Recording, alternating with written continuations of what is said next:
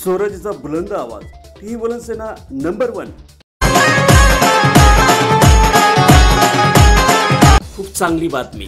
जालना लोकसभेचे नेते बुलंद सेनेचे पक्षप्रमुख संतोष कोल्हे पाटील यांच्या लोकप्रियतेमध्ये प्रचंड वाढ होत आहे। राज्यव्यापी दौरा सप्तशिंगगडावरून सुरू होत आहे।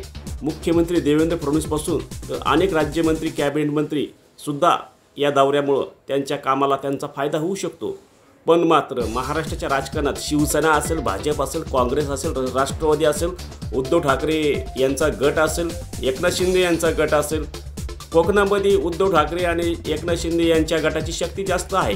पण मात्र बुलंद सेना पार्टी ॲक्शन स्वराज्य मोहीम राबवित असल्यामुळं त्याचा परिणाम कोकणात होऊ शकतो आणि ॲक्शन स्वराज्याचा मोहिमेचा फायदा बुलंद सेनेला होऊ शकतो।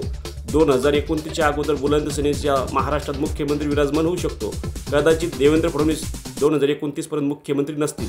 ही सर्वात महत्त्वाची बातमी आज आम्ही तुम्हाला दाखवू शकतो।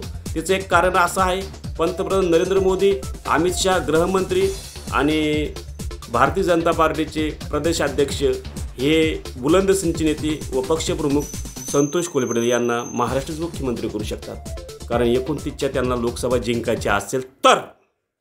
रामकृष्ण माऊली असेच बातम्या पाहण्यासाठी स्वराज्याचा बुलंद आवाज ही बुलंद सेना यूट्यूबवर लाईक करा। 8 एप्रिल 2025।